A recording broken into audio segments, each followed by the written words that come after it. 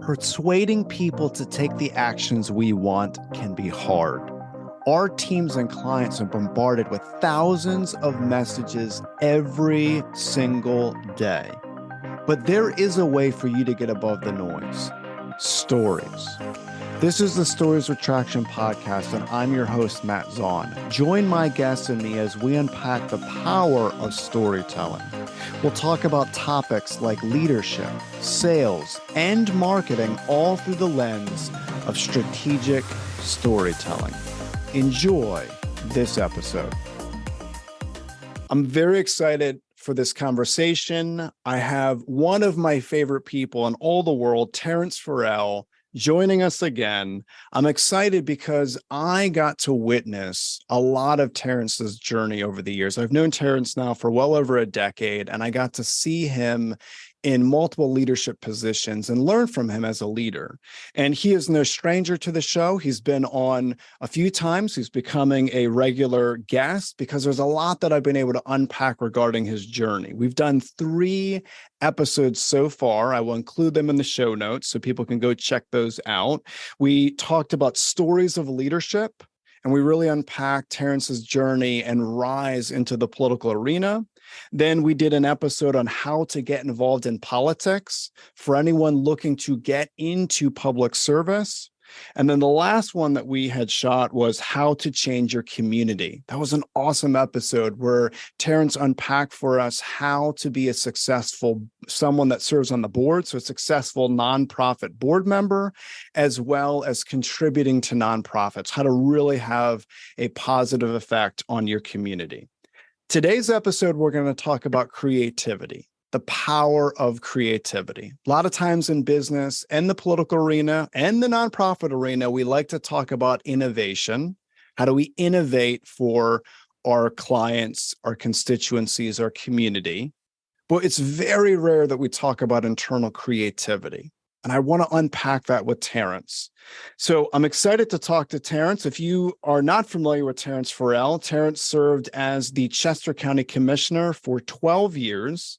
And before that, he was the Recorder of Deeds for 8. So a decade or 2 decades worth of public service.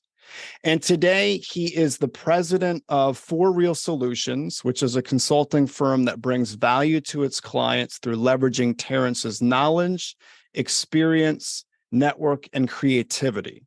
2 of the major focuses for his business are on reducing healthcare costs for various organizations and mitigating loss in pension funds that occur because of fraud or other illegal activities. Welcome back to the show, Terence. Thank you very much, Matt. Great to be back again and good to see you. Yeah, it's good to see you too. And the last episode, at the very end, I learned something about you that I didn't really know before. And I want to unpack this, right? Because a lot of people have seen you in leadership positions. They've seen you at numerous meetings. They've seen you, on stage connecting with large audiences. And I knew that you had played a musical instrument, but I didn't understand the depths of, how long you played, why you played. And I want to unpack that. And toward the end of the conversation, after the episode was recorded, it really got me thinking about this aspect of creativity, how you leaned into creativity over the years. So can you just share with us your musical journey, if you will, over the last few decades? Well, thanks for asking. And let me just tell you where I am now first in my musical journey. I'm playing the bass guitar now, and I actually play in the contemporary band at a couple different churches, one up in Westchester, Pennsylvania, where I lived for a bunch of years. And then now at a contemporary service at a church right up the road. My wife and I moved to Lewis about 4 months ago, and I just about a month ago auditioned for the band here, was accepted, and my first gig is toward the end of August. So I'm playing bass now. But you asked about the musical journey, and it's really symptomatic or emblematic of the whole topic of creativity, because I just didn't start out picking up a bass and playing it. I've got a journey that got me here, and it really began with my mother and her creativity. She insisted that all 3 of us kids take piano lessons, And I did not like to take piano lessons because the teacher was a stern university professor. He taught organ. If you can imagine, I'm leaning over you like Count Dracula and forcing you to play and to do exercises. I did learn to read music, at least treble hand, and understand bass hand. And I convinced my mother that if I could pick up another instrument, she would let me quit taking piano lessons. And I did that. And my instrument was guitar. I picked up the guitar, and I was fortunate enough to have a teacher from Lincoln University, a student who taught me, in that sense, the teacher. My parents were professors at Lincoln University, as you know, and I played the guitar off and on. And then in junior high school, I joined band and I played saxophone. I don't know why I picked the saxophone, but that was my primary musical focus. And then that waned in high school. I still had a guitar I'd pick up every once in a while, but in college, I had a couple of students who lived down the road. When I mean down the road, it was down the dorm, who played various kinds of folk music. One guy taught me Travis picking. I always loved folk music. My era was the 60s and 70s, you know, Bob Dylan, Joan Baez, R&B for Motown, and so on. Those were the sounds I loved. And I picked up the guitar again and played that. I actually played a song in my roommate's wedding like that. And then that sort of went by the wayside for a while. When I met my wife, we've been married now, 14 years? Yeah. I met her family, and they were very musical. We used to go down to Norfolk, Virginia, where her brothers lived, and we'd have food and drink, and then the guitars would come out, and they'd play, you know, Hank Williams, they'd play the Beatles, they'd play various folk songs. And I said, you know, I could add another guitar to this group, but what would really, underscore it, emphasize it, help it, would be a bass guitar. So I decided that I was going to learn how to play bass. And bass is just the bottom four strings of the guitar, E, A, D, and G, tuned down an octave. So it wasn't completely foreign to me. So in 2019, I picked up the bass, started taking lessons. I had gone to the contemporary service for the Westminster Presbyterian Church, which was just outside of Westchester. I liked that service. I liked the church. I liked their mission in this world. And I would go up after the service and ask the bass player, I'm trying to learn how to play guitar, and you seem to be a good bass player. Maybe we could get together and you could teach me a couple of things. And the response was always, yeah, sure. Never happened. Until one week, the music pastor, John Frost, said, why don't you bring your guitar? We practice on Wednesday. Why don't you bring your bass guitar? Practice on Wednesday. We'll plug you in and see what you can do.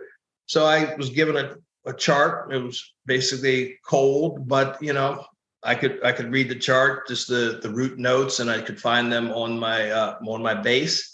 And so afterwards, he said, essentially, would you join the rotation? And I did, and I played for about a year and had my debut in early 2020. And then COVID hit and everything closed down, so I didn't practice much, stayed at home.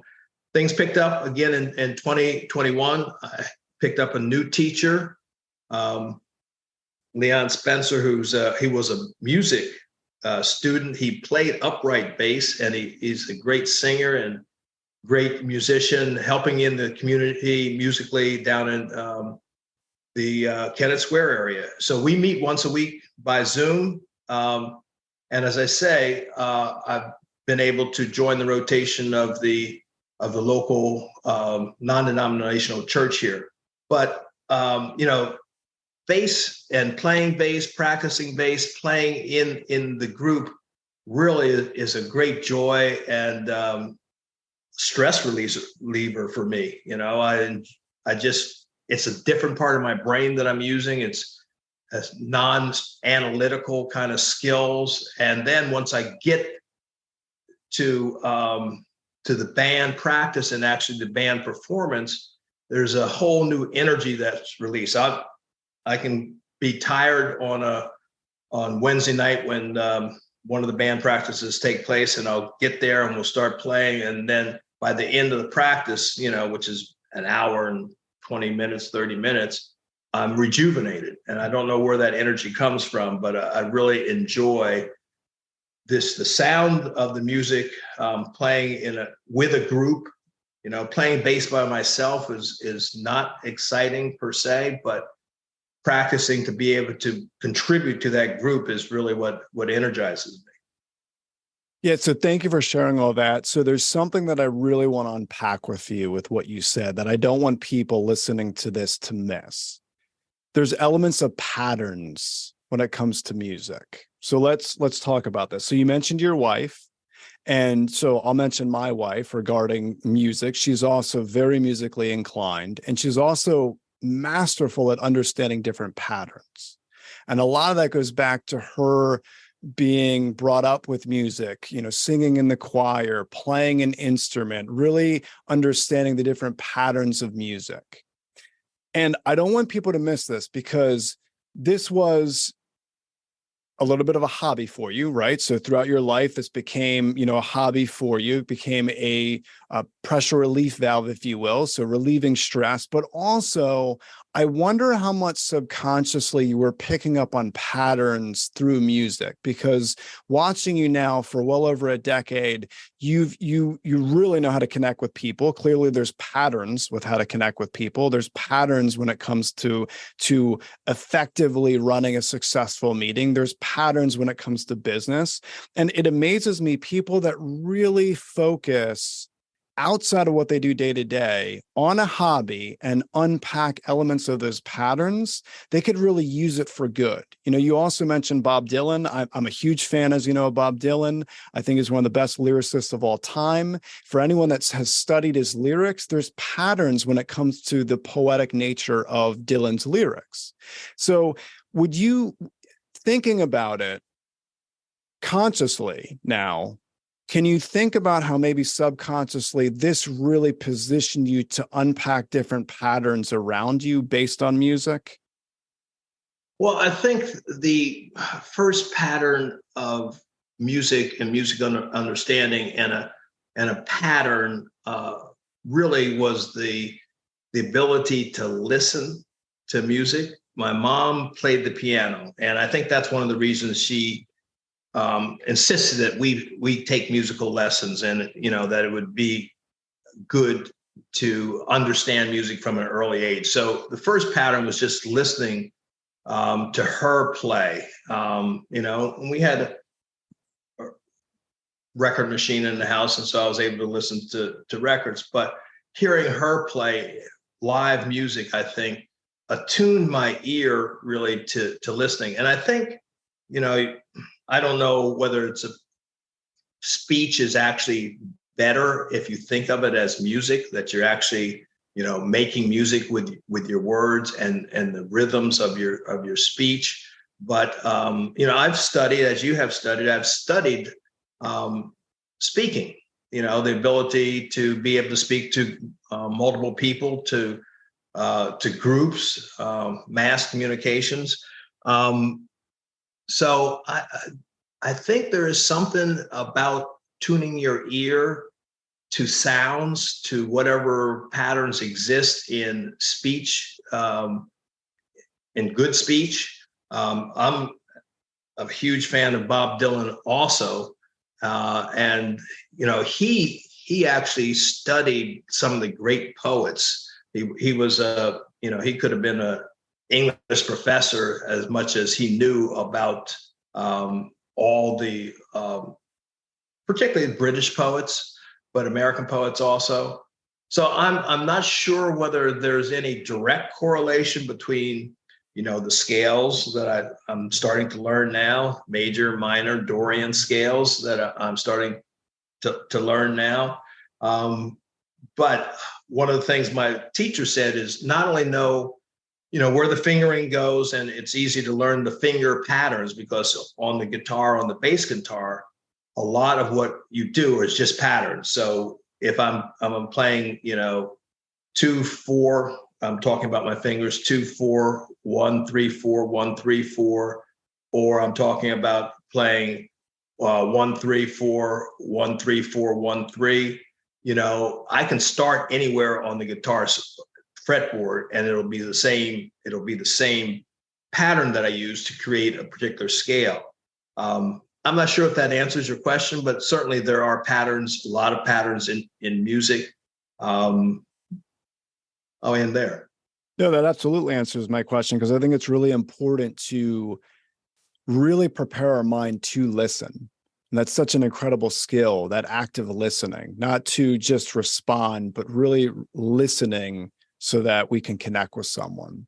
So I want to take it another route, because very, very few people are going to reach the level of public speaking, okay, that you have gone through in the last 2 decades. So just to kind of paint the scene for people, to be an individual that is a commissioner running a very large, very important county, you have to do a lot of talks. I mean, I can only imagine if you really backtracked and you connected all the dots. I mean, I would probably venture to say you have done hundreds and hundreds and hundreds of speaking events. And I think a lot of leaders like fantasize about being on stage and connecting with an audience and holding an audience in the palm of their hand and being inspirational and persuasive and memorable. And you've done that. I've seen you speak numerous times. You have an element of humor, but you have an element of inspiration and connectivity and empathy. Do you think, because of all the reps that you had when it came to music, based on that creativity, being on stage, do you think that all those reps really positioned you to understand about stage dynamics so you can carry a room? Well, when I knew I wanted to be a commissioner, when I was recorder of deeds, I started to study public speaking. Well, every opportunity, I was at a conference where there was a breakout session on public speaking, I would attend. One of the sessions was in using theatrical techniques to enhance your public speaking. I was active in theater in college and as a youth on Lincoln University's campus. I'm not sure that the music itself translated directly into my ability to speak to others. Although, in terms of listening, when I'm speaking, I'm listening. I'm listening to myself.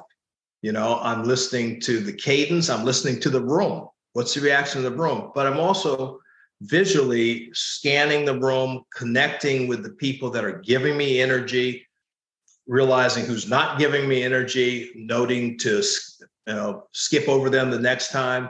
And the ability to, read a room, to understand, and I'm sure you have this ability also from all the speaking engagements you've participated in, you draw energy from that crowd, that group, and you're able to give that back.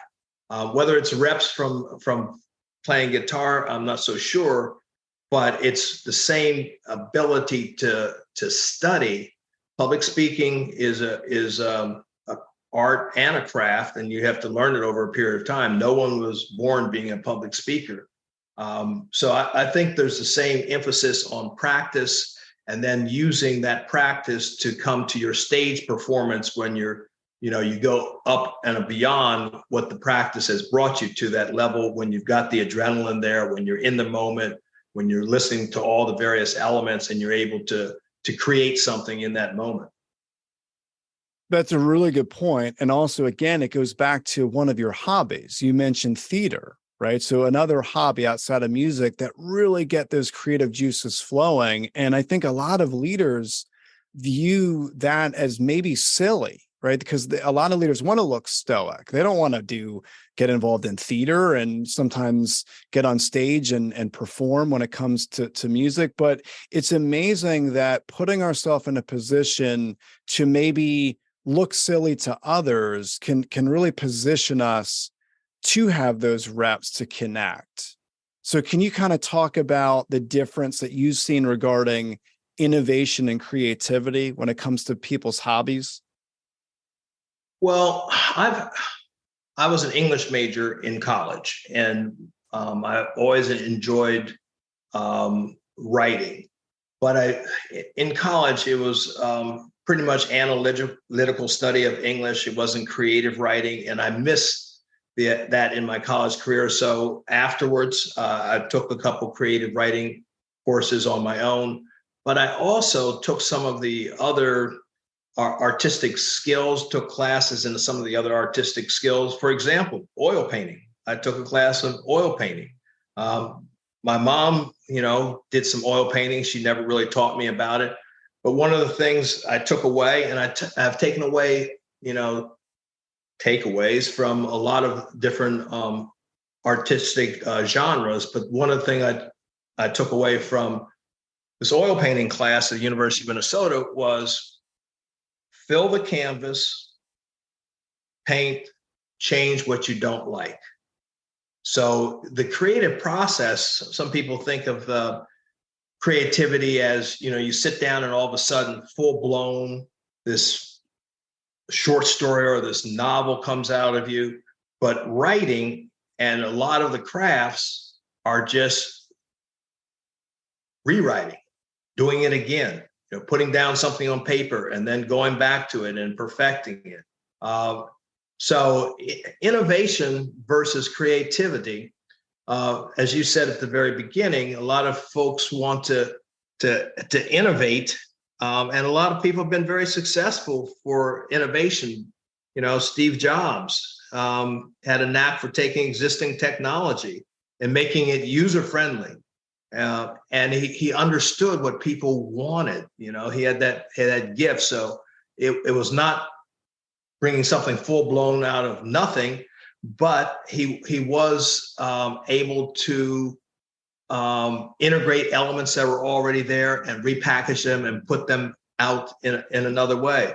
You name people like Walt Disney, another great innovator, very creative. But he took the art form of music of film and used animation to create his own film. So using elements that were there. So I guess there's a correlation between creativity and innovation. Creativity being in the individual to see things that might be out in the world, and then the innovation is something of using the elements in the world to bring that into fruition. In business, the successful innovators are successful business people in many cases. So Terence, here's one of the many things that I respect about you. You pay attention.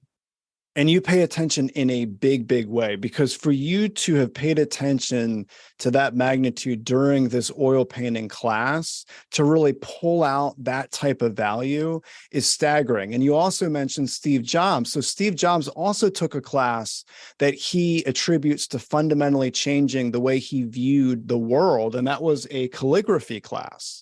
In fact, it's well documented that he took a calligraphy class and he was so captivated by the beauty of that was one of the things that he implemented in Apple. He wanted his products to be beautiful. He wanted the user's experience to have such incredible design. And I really think that set him apart. So I love what you said regarding your oil painting class. You said, fill the canvas, paint, and then change what you don't like.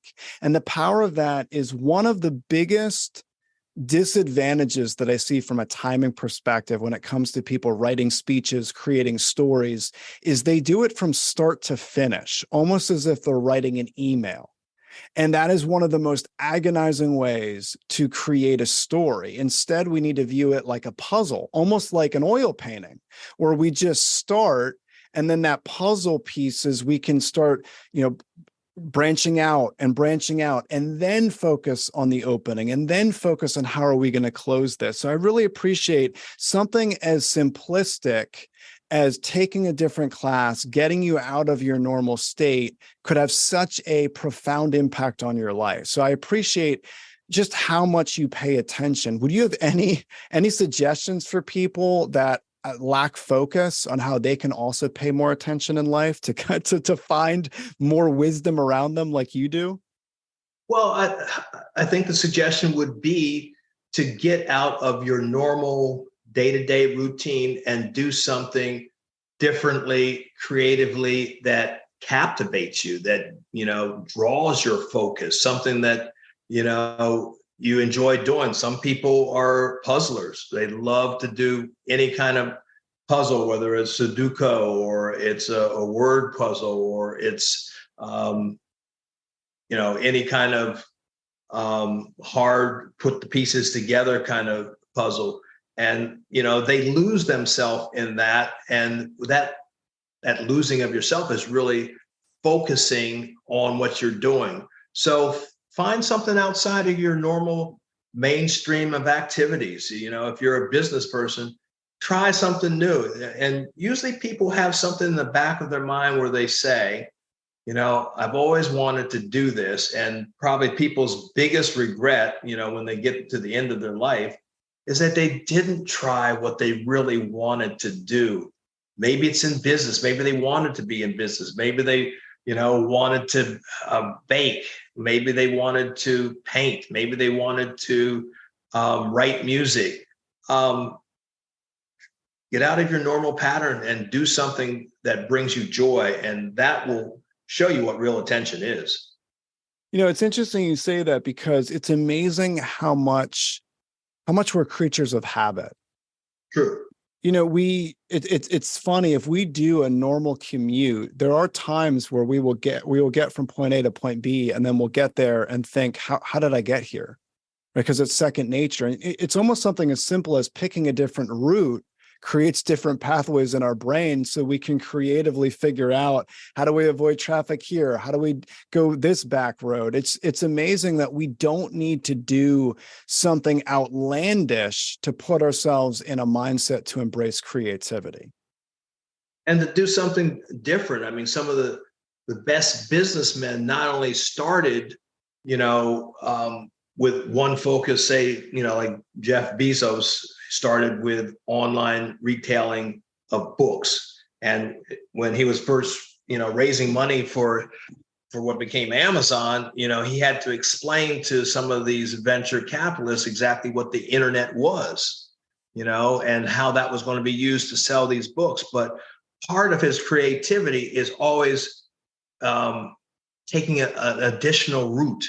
It's not just books anymore. He sells products, and he's got partners, and he's done, cloud computing now to entertainment, so he's added different elements along the way, and adding these elements has really created the full power of Amazon. He was successful with ebooks and e-commerce, but he's gone beyond that. Amazon Web Services is huge nowadays, and a lot of companies rely upon that. It's going to be interesting to see his next venture. I think he and Elon Musk are both racing to provide space travel as a business, for people who want to be space tourists. And, he takes people up in his rockets. It's just amazing. Once you get the mindset of not settling for where you are now, then the next trip is just an adventure. Yeah, I appreciate you mentioning Jeff Bezos. So one of the things I love saying is, are you willing to look foolish now to potentially look like a genius in the future? And Jeff Bezos clearly was willing to look foolish at the moment he had launched Amazon, because like you had mentioned, originally it started with selling books online. He had an incredible cush job on Wall Street, making significant money. He literally left New York City, drove to Washington State, established Amazon in his house in Bellevue, Washington. I've actually been to this house. I've been to the house that Amazon was launched in, very humble beginnings. And everyone pegged him as an idiot. He looked foolish. He was stupid. Who in the world is going to buy books on the internet? And Barnes and Noble had been around for 121 years when Amazon was launched.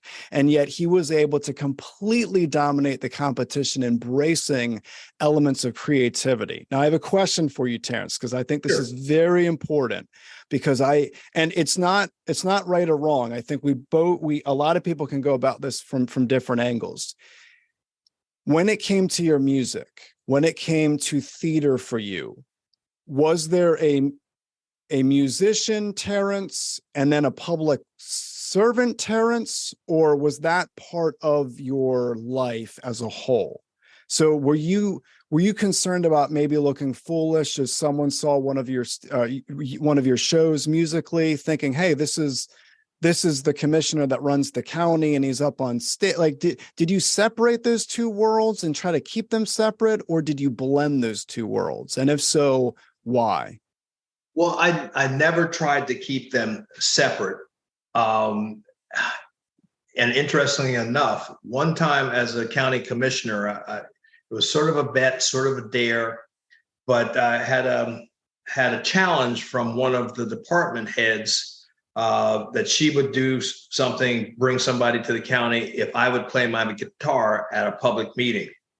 And you can go back, and that meeting is recorded. And I played my guitar at a public meeting with the department heads there, and so on. And it was it was a little bit tense. I was a little nervous to do that in that format because no one was expecting it. It wasn't announced. And at that one point, I had the guitar back there, and so people were saying, "What was that?"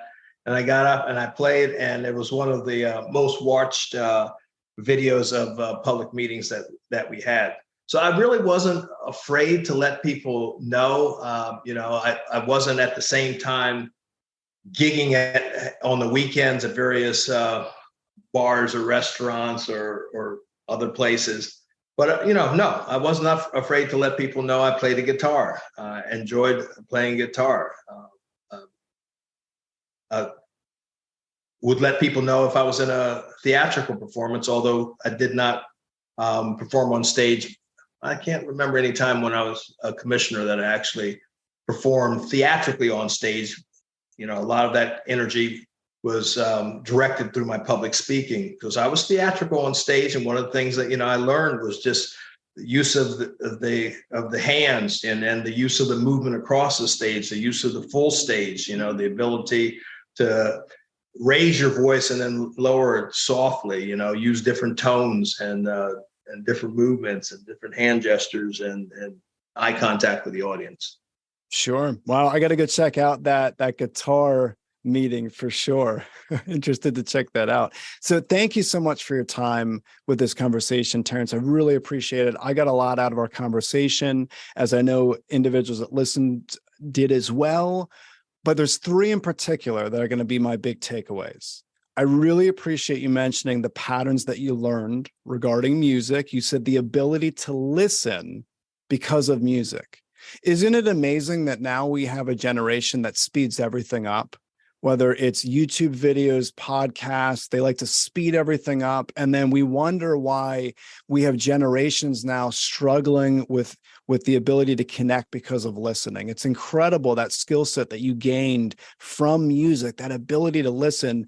And I've seen that in action because I've seen you in rooms full of several hundred people, and that individual that you're talking with, you are intently listening. You're not looking around the room of what other conversation can I go to. Like, you're so focused on listening to that person. That's an incredible skill. So that's my number one takeaway. The second thing is I appreciate you being a student of your craft. You mentioned the theatrical techniques regarding public speaking that really tied into your stage performance. And then the third and final piece is I really appreciate the story that you mentioned regarding the oil painting class. You said fill the canvas, paint, and then change what you don't like. This is also a time saver for everyone listening, because if you've ever done something from start to finish and you agonize on how to start, you might not be starting in the beginning. You might start in the middle, build it out like a puzzle, and then go back and add the beginning, the ending, and tweak and change. That is profound wisdom. So I appreciate you mentioning those three things. Now, if someone wants to get more information on your business, what you do, where's the best place that they can go to get that information? Well, my business is named For Real Solutions. It's an LLC. I'm on LinkedIn, and perhaps you can put the link in profile in your comments, and people can connect with me there. That's a great place. I'm on LinkedIn, not as much as some people I know, but I'm on LinkedIn as often as I can be, and I do check it out, and I gain an extraordinary amount of wisdom there. I will say this one thing about what you mentioned and listening. Sometimes it's a blessing. Sometimes it's almost an obsession, because when I listen to music on a speaker in the restaurant or even in my house, I pretty much try to tune out everything except the bass pattern. I'm listening to the bass pattern. And well, maybe it enhances the experience because I've got something specifically to focus on to build everything else around. So I appreciate you mentioning that. I appreciate you having me on your program again, Matt. Thank you. Absolutely. I will include those links in the show notes for sure. People can just click and then connect with you on LinkedIn. Thank you again, Terrence. I very much appreciate your time. Thank you, Matt. Thank you for listening to the Stories with Traction podcast. Please leave a review, since positive reviews will make it easier for others to find this conversation. Next episode will launch on Friday at 8 a.m. Eastern. Until then, remember, if you want to persuade with power and inspire those around you to action, you must share more stories.